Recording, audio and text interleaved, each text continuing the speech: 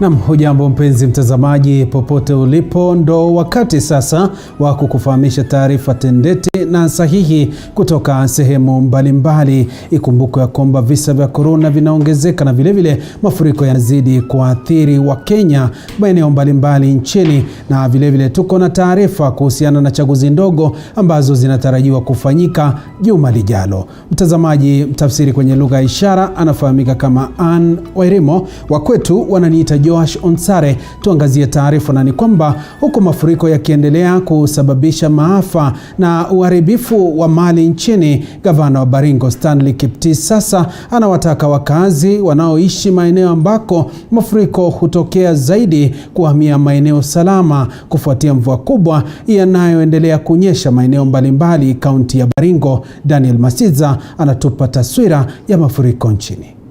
Mafuriko yakiendelea kuathiri wakazi maeneo mbalimbali nchini, gavana wa Baringo Stanley Kipti amewataka wakazi wa kaunti hiyo kuhamia sehemu salama. Hii ni baada ya kutokea kwa maafa maeneo ya Ng'ambo, Salabani na Kiserian katika kaunti ndogo ya Baringo Kusini, ziwa Baringo na lile la Bogoria yakitarajiwa kufurika.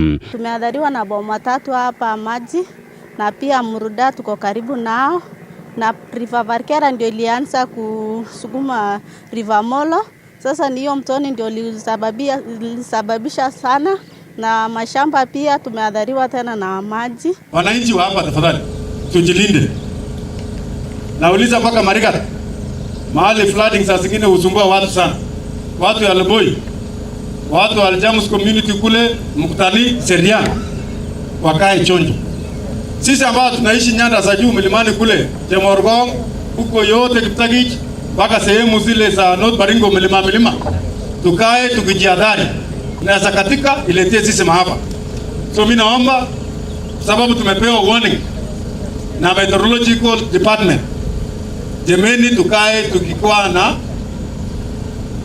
njia ya kujizuia. Hayo yakijiri, wakazi wa Kibra, kaunti ya Nairobi, walioathirika na mafuriko ya Alhamisi usiku sasa wanatoa wito kwa viongozi wao na serikali kuingilia kati kuhakikisha changamoto wanazopitia zinatatuliwa kwa wakati ufaao. Wajaribu kushughulikia story na hii kwa sababu watu wenye wanakaa karibu na mto ni wengi sana na hakuna mahali pengine wanaweza enda. Wajaribu kuona venye tunaweza fanya biashara kwa amani mtoni, watuungie. Watoto hapa hivi ni wengi sana, wamama wanapita hapa, kuna watu wengi wanatumia hii biashara. Sasa ukiangalia hadi hapa saa hizi inamaanisha itatuchukua kama miezi kama ingine 2 ndio tujireconstruct ndio tuanze biashara. Watoto wetu tumepeleka kwa majirani mahali penye wanaweza saidika. Hata kukula imekuwa ngumu kwa sababu maji ilibeba mpaka unga, hata masufuria, hata manguo hatuna. Sasa hata tujui tutaenda wapi. But chenye naomba serikali iweze kututetea. Na tena tunasema MCA wetu wametuacha tu tunaadhirika, alafu siku ya kura ndio watakuja hapa kututafuta tuwapigie kura. Kwa mujibu wa shirika la Red Cross, kufikia tarehe 13 mwezi Mei mwaka huu, karibu familia 1000 ziliachwa bila makazi, huku zaidi ya kaunti 7 zikiwemo Nairobi, Homa Bay, Baringo, Busia, Kakamega, Kisumu na Turkana zikishuhudia mafuriko. Aidha, kwa mujibu wa idara ya hali ya anga nchini, mvua inatarajiwa kupungua maeneo kadhaa kuanzia hiyo jana. Daniel Masiza, TV47.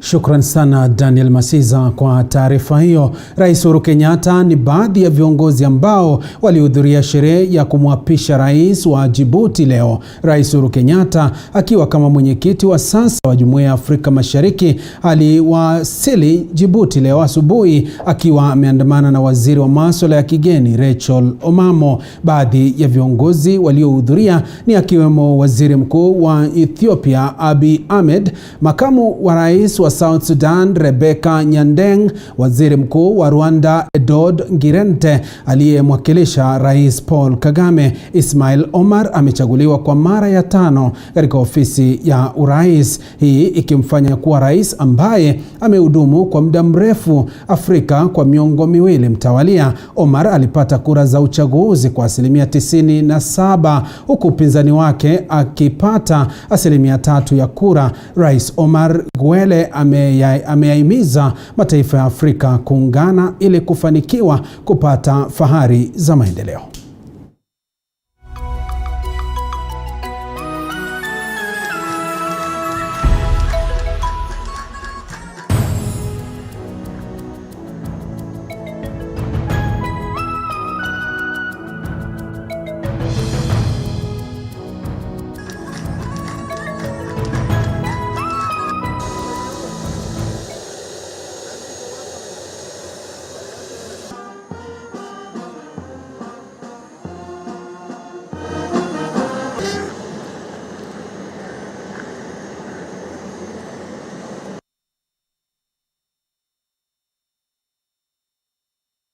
Mtazamaji, tukiendelea mbele, zikiwa zimesalia siku mbili uchaguzi mdogo wa Juja, Bonchari na wadi ya Rore kaunti ya Nyandarua kufanyika, kamati ya usalama kaunti ya Kiambu imesema kuwa imejiandaa kuimarisha usalama katika uchaguzi huo katika eneo bunge la Bonchari. Wawaniaji 13 watajitosa kutafuta kiti hicho baada ya kifo cha John Oro Oyoka. Weru Mwangi na taarifa zaidi.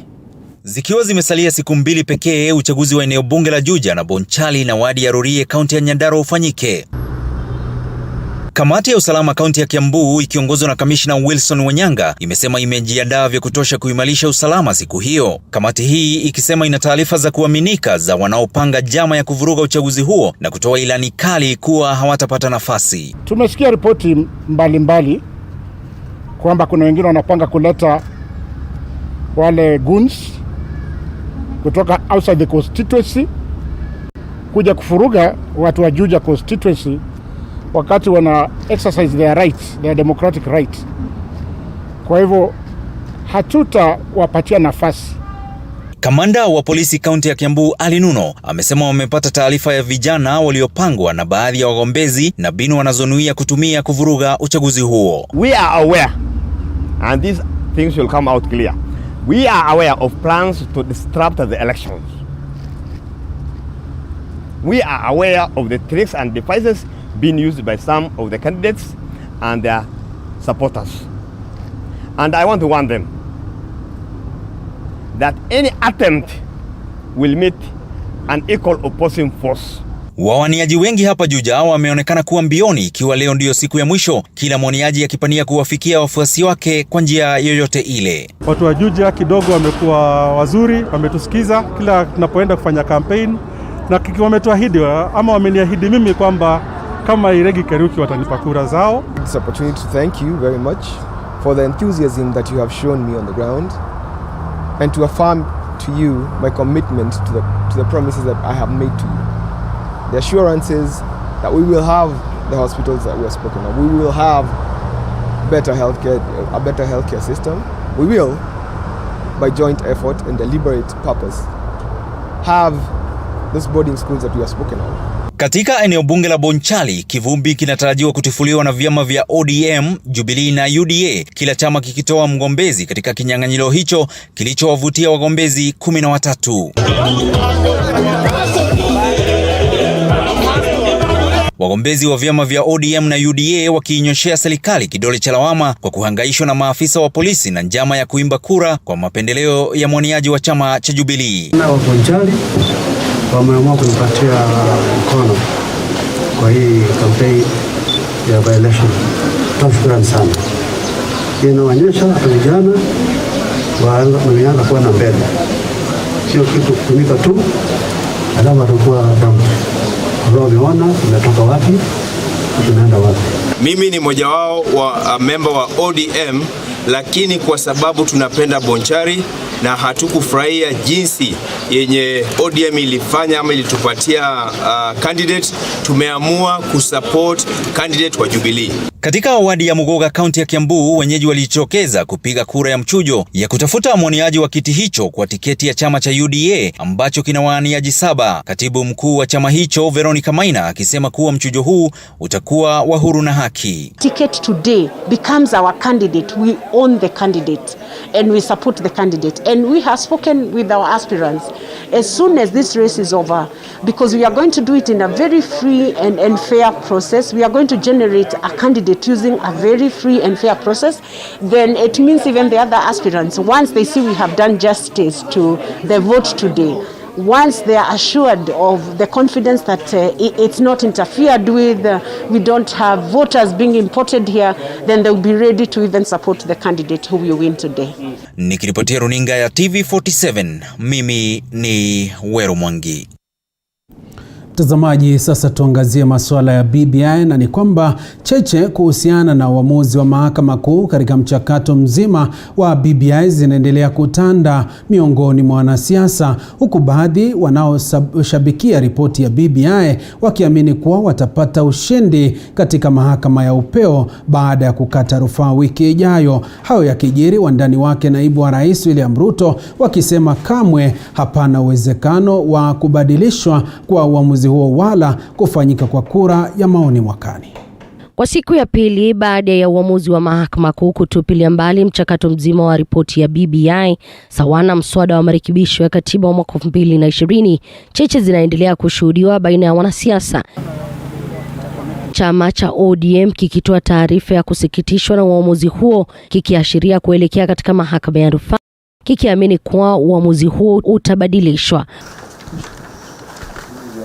Wandani wake naibu wa rais William Ruto wakiwataka wenzao wanaoshabikia ripoti ya BBI kutoelekea katika mahakama ya rufaa, kwani hakutakuwepo mabadiliko yoyote kwenye uamuzi huo mahakamani. I don't see an appeal that vacates all the findings of the High Court.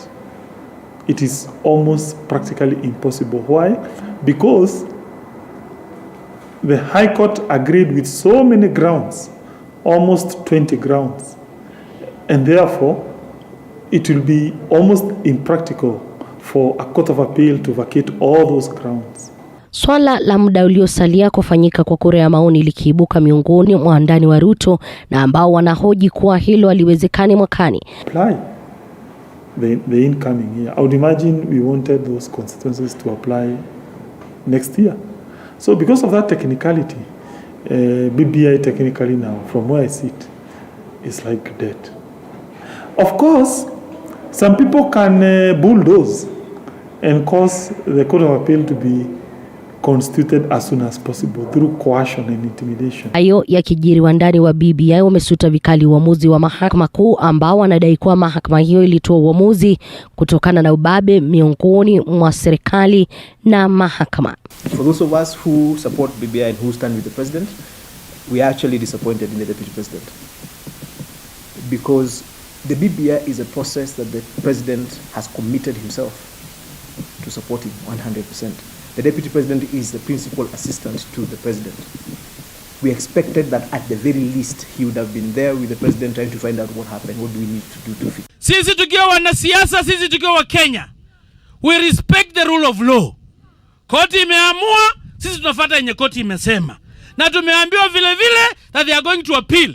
Sasa wakienda kuappeal, sisi tunaendelea kungoja koti iamue. Whatever the court will decide, we'll abide by that. Maneno ya madharau katika judiciary na executive.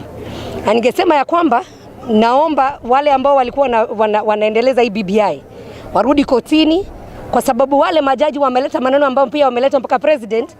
Maneno mengine yanaonekana tu ni ya madharau, na ni vizuri kuheshimu president ambaye tuko naye siku ya wakati huu. Nataka kutoa maoni yao, waseme hawataki katiba igeuzwe, wangeruhusu Wakenya zaidi ya milioni 45 watoe uamuzi wao. Tunaanza rasmi, tutaongozwa kwa maombi na Agnes. Elizabeth Mutuko, TV47 Nairobi.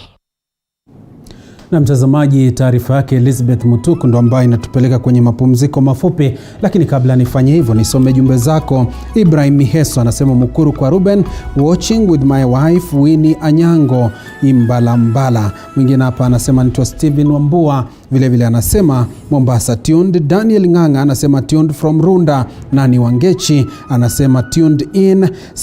Saloham Tom anasema watching from Naikara. Vile vile Steve Ngene anasema watching. Jumbe ni nyingi kwa sasa, tukimbie mapumzikoni, tukirejea tutakuwa tunakufahamisha zaidi. Ganda nasi.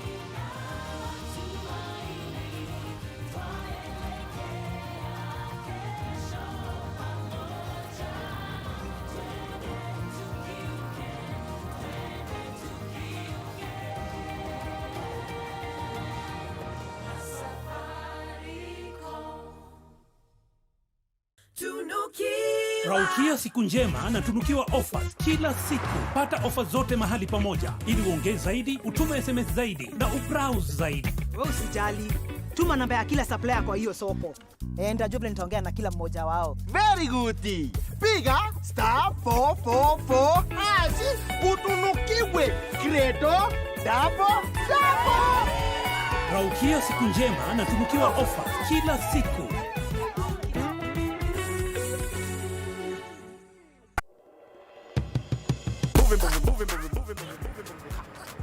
Oh, hi.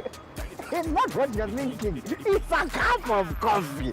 Coffee, movie. Together, Coffee with Movie. Every Sunday, 8 p.m. on TV 47, where we bring you interesting, enticing people. Well, we've concentrated on musicians. Yeah.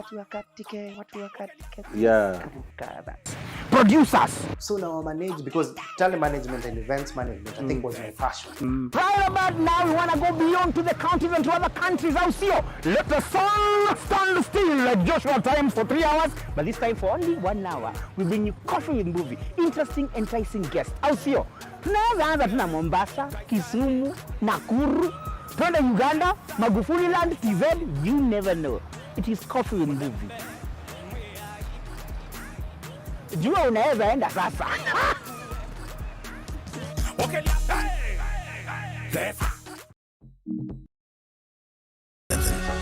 The home of untold stories.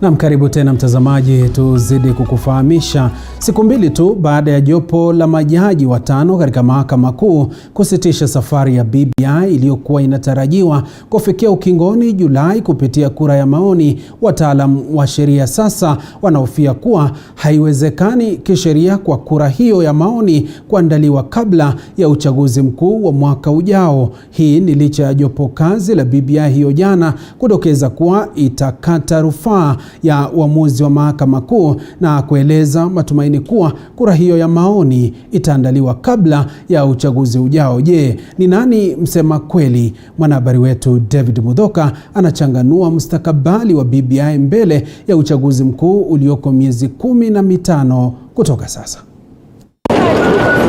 Huku siku zikizidi kuchanika mbele ya uchaguzi mkuu wa mwaka ujao ambao utaandaliwa miezi 15 kutoka sasa, hofu kuwa kura ya maoni ya BBI sasa haitaandaliwa kabla ya uchaguzi huo imetanda. Chini ya saa 44, safari ya BBI iliyokuwa ikielekea ukingoni wa kura ya maoni mwezi Julai baada ya mabunge yote kuidhinisha mswada huo, ilikatizwa na mahakama kuu iliyotaja mchakato huo kuwa kinyume na sheria.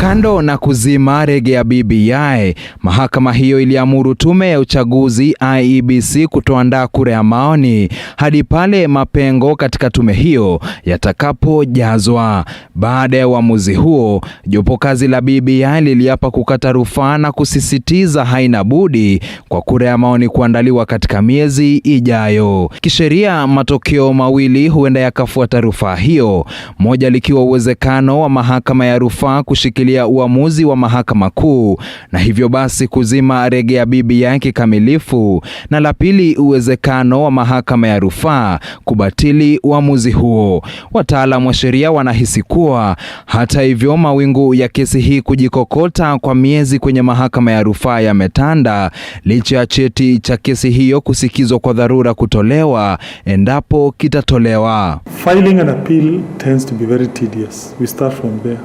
Because you need several things. Number one, you need what we call a certified copy of the judgment, certified copy of the proceedings. Then you prepare what is called a record of appeal. And remember, these are several cases which have been consolidated. And then once you file it, then you have to constitute a bench. Remember, the appellate bench has to be larger than the one that was in the High Court. The High Court judges were 5. So maybe you need about 7 judges in the Court of Appeal. So all that process definitely ought not to take less than 3 or 4 months from today. Ikiwa jopo la BBI kupitia mwanasheria mkuu litaweza kuruka kiunzi cha mahakama ya rufaa, viunzi vingine vinasubiri mchakato huo. Kingine kikiwa amri ya mahakama kuu kwa IEBC kutoandaa kura ya maoni hadi pale mapengo katika tume hiyo yatakapojazwa. Tume hiyo iliyo na nafasi ya makamishna 9 ina makamishna 3 tu, na huenda mchakato wa kujaza mapengo katika IEBC ukachukua muda mrefu. This judgment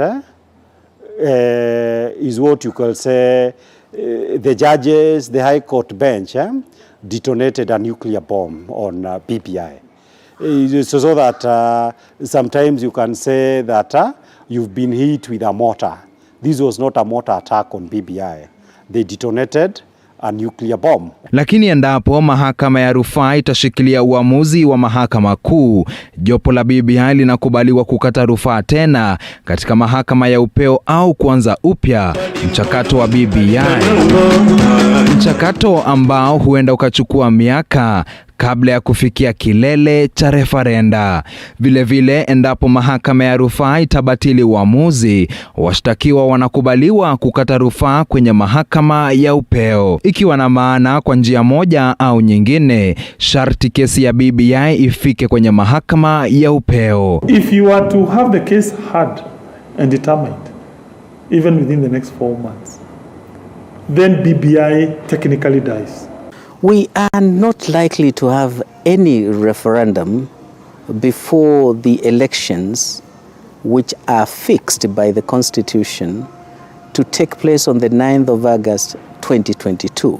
Huku wingu la sintofahamu likizingira safari ya BBI, wataalamu wa sheria wamedokeza kuna uwezekano wa wanaoendesha mchakato huo kuondoka na kuanza kampeni za uchaguzi mkuu.